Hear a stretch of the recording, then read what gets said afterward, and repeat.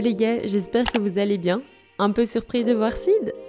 Non mais je vous avoue que là il est 11h du soir et j'ai un peu la flemme de vous filmer une petite facecam. Donc voilà, je vous introduis cette vidéo avec mon chat, Sydney, et je vous laisse tout de suite avec cette vidéo.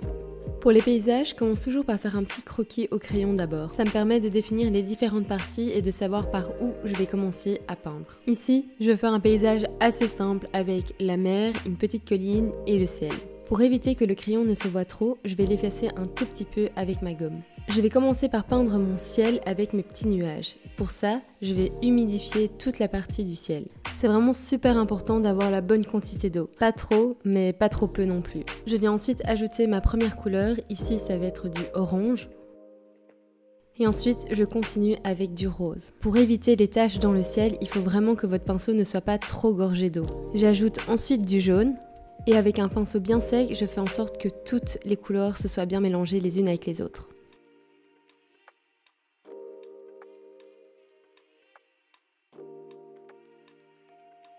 Pour créer mes nuages, je vais maintenant utiliser de l'essuie-tout ou du sopalin si vous êtes français pour venir enlever la couleur qui est encore mouillée. Faites attention à ne pas trop en enlever. Évitez de frotter votre papier pour ne pas l'abîmer.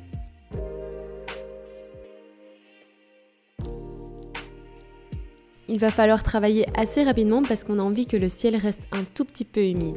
En effet, je vais venir peindre les ombres des nuages en utilisant mon pinceau légèrement gorgé de peinture. Faut vraiment faire attention à la quantité d'eau que vous avez sur votre pinceau parce que sinon vous allez directement avoir des grosses taches. Il n'y a pas vraiment de règles pour savoir quand s'arrêter, moi je le fais vraiment au feeling.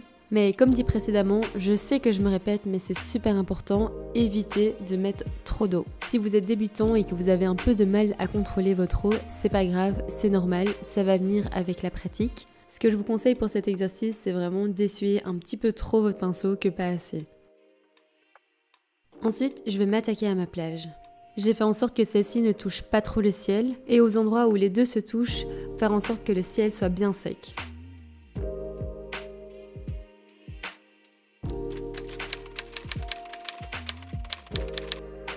Une fois que mes deux parties sont bien sèches, je vais venir faire la mer. On va venir essayer de reproduire les nuages qu'on a dans le ciel, mais pour ça, je commence avec une fine couche de bleu.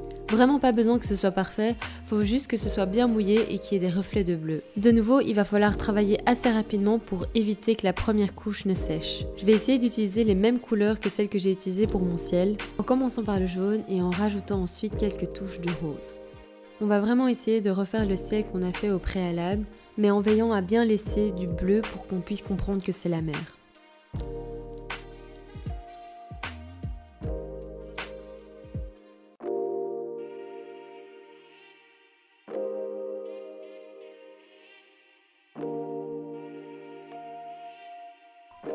De nouveau, je vais essayer de répliquer les nuages qu'on voit dans le ciel dans l'eau.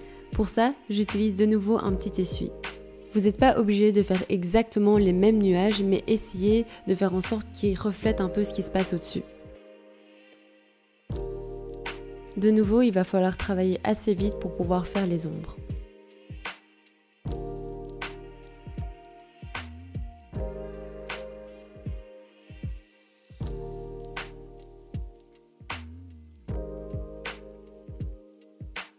En attendant que ma mer sèche, je vais venir peindre ma petite colline. Rien de très bien compliqué, je vais juste tapoter avec la pointe de mon pinceau.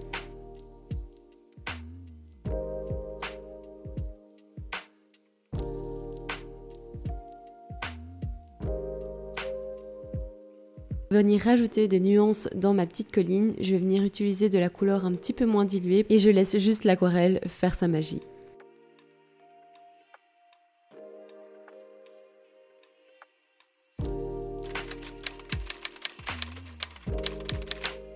Une fois que tout est bien sec, je vais venir rajouter un petit peu de bleu pour venir accentuer l'effet vague.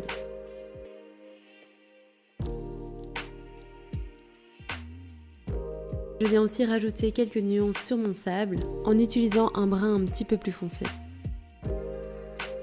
Je rajoute aussi quelques petits buissons et voilà, le tour est joué. Le but de cette vidéo, c'était vraiment de vous montrer comment est-ce qu'on peut faire les nuages, mais aussi comment on peut utiliser ces techniques pour créer les reflets dans l'eau. Quand vous êtes sûr que tout est bien sec, vous pouvez maintenant enlever tout le washi tape, c'est la partie la plus satisfaisante. Et voilà, j'espère que cette vidéo vous a plu. Si c'est le cas, n'hésitez pas à mettre un petit like, un commentaire et même à vous abonner à ma chaîne. En attendant, nous on se retrouve dimanche prochain à 18 h pour un nouveau tuto ou une nouvelle vidéo. Et n'oubliez pas de rester créatif. Bisous!